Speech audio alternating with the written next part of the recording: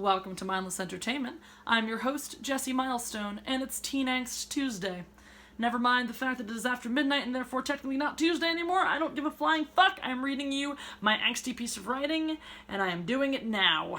I'm doing it off my laptop because even though these lovely scanned pages I intended to print and read them for you off of a piece of paper because I think it just looks better, my stupid temperamental printer only prints shit when it feels like it.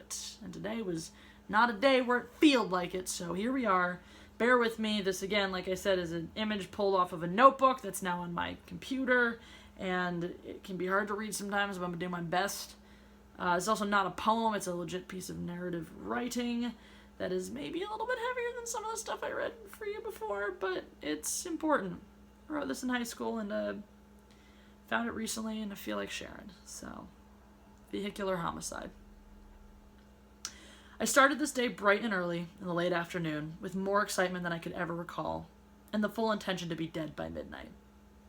With a full tank of gas, I set out, first on the familiar suburban roads that would lead me to the nearest highway. There was a very specific soundtrack blaring from my speakers. It consisted entirely of songs I wouldn't mind dying to. Turns flew up at me and I pushed the limits.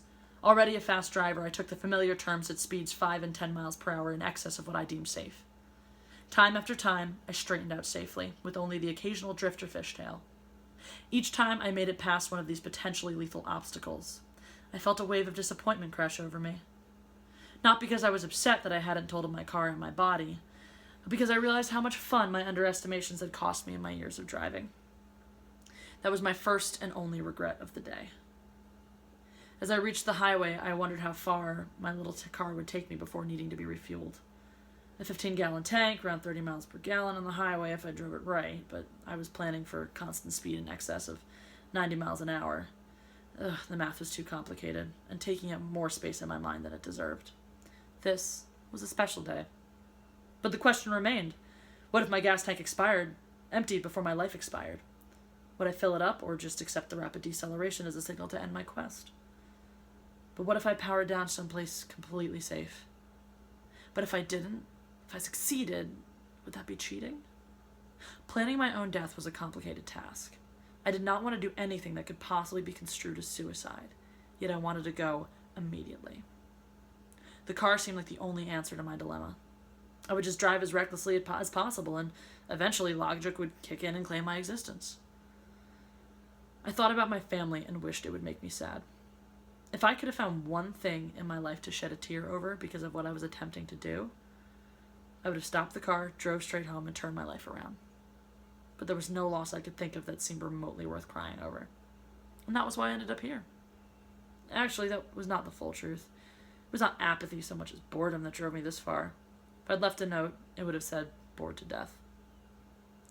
I wasn't particularly partial to the manner in which I ended up scrapping my car, but part of me did wish it would involve cops and a high-speed chase, a chance to try out some moves they always tell you to never attempt on your own. At least it would make for a great story. Yet a nearby cranial function assured me that if ever there were a day when cops finally caught on to my satanic driving and flagrant disregard for traffic laws, today would not be it. Sure enough, I blew past multiple state troopers, doing about twice of what was legal, and to my knowledge, not a single one so much as batted an eyelash. I didn't feel at all like a person who was about to die. In fact, I felt more alive than I had in years. I used adrenaline to purge the ongoing ennui from my system, and had it pave the way for real emotions.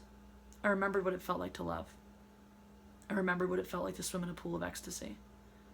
I recalled the concept of lust, the thrill of locking eyes across a crowded room and beginning the slow journey through the sea of people. But with various forms of joy came heartbreak. Pain returned like a sucker punch. Anger, fear, and hate snuck up from behind. I was a boiling whirlwind of the functions I had made such a point to suppress. All this occurred as the scenery blurred past at over 100 miles an hour. The sunset that evening was beautiful. I was apparently heading west because the scene right in front of my eyes may as well have been the aurora borealis. For once I was not bothered by the knowledge that the more elaborate colors were merely a result of pollution. This light show was for me. Darkness made its descent without a moon to show for itself. I kept stealing skyward glances and very nearly took out a handful of motorists with my stargazing.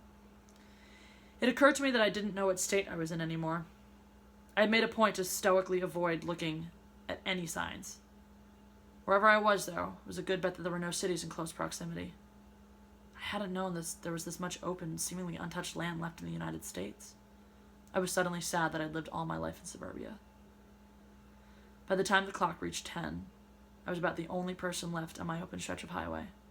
My CD's final track faded out for the umpteenth time today.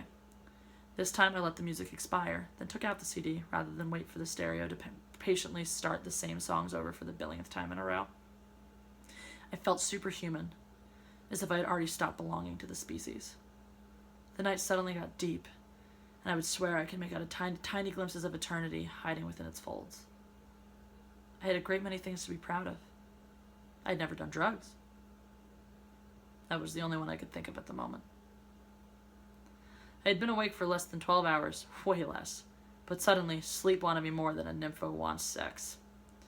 I submitted to the fog with a tantalizing grip, promising me everything I'd ever wanted and more, as my little car slowly drifted across the white lines. And that was a way I felt a lot in high school, and it kind of sucked. And if anybody's watching this at any age who feels that way or has ever felt that way, there's help. And there are people who are willing to listen, and there are people who are willing to go through whatever lengths it takes to prove to you that you're not alone and that you are cared about and you are loved.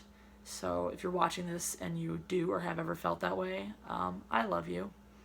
And that's all. So, till next Tuesday.